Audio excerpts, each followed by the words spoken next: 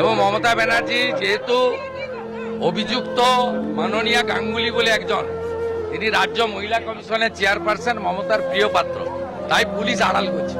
আমি আজকেই উড়িষ্যার স্বরাষ্ট্রমন্ত্রীর সঙ্গে কথা বলবো যাতে উড়িষ্যা সরকার উড়িষ্যা সিআইডিকে দিয়ে বিষয়টা তদন্ত করেন। মমতা ব্যানার্জির পুলিশ কিছু করবে না। ওরা কালকে তালসারি কোস্টাল পিএসে এফআইআর করেছেন, আমি কপি পেয়েছি। আমি উড়িষ্যার মাননীয় মুখ্যমন্ত্রী মোহন মাঝিজির সঙ্গে আজকে কথা বলবো যাতে উড়িষ্যা সরকার এটাকে তদন্ত করে। মমতা ব্যানার্জি আপনার মোমোর মালিককে যেভাবে বাঁচিয়েছেন আনন্দপুর কাণ্ডে, এখানেও মাননীয়া গাঙ্গুলি মহোদয়াকে, শ্রীমতী গাঙ্গুলি মহোদয়াকে তাকেও বাঁচাতে চাইছেন, যেহেতু উনি মমতা ব্যানার্জির মহিলা কমিশনের চেয়ারপারসন।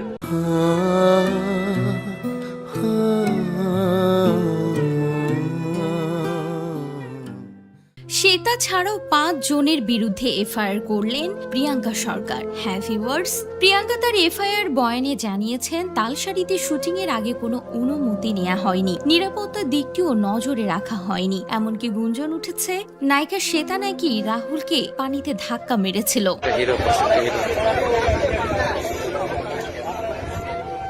এই বিষয়টিও খুঁটিয়ে দেখার জন্য বলা হয়েছে, কিন্তু অভিযোগ দায়ের করার ক্ষেত্রে এত দেরি হলো কেন, এই প্রশ্ন উঠে আসছিল। প্রিয়াঙ্কা তার বয়ানে এও লিখেছেন, আমি আমার স্বামীকে হারিয়েছি, মানসিক যন্ত্রণার মধ্য দিয়ে যাচ্ছি, মানসিকভাবে বড় ধাক্কা পেয়েছি, কারণ আমি ভাবতেই পারিনি আমি সত্যি সে মানুষটাকে হারিয়ে ফেলেছি যিনি আমাকে সারা জীবন দিশা দেখিয়েছেন। তুমি ছাড়া আজ একাই স্বপ্নের লাশ। যার ফলে আমার এই অভিযোগ দায়ের করতে সময় লেগে গেল। শনিবার বিকেলে রিজেন্ট পার্ক থানায় এফআইআর দায়ের করেন শান্তিলাল মুখোপাধ্যায়।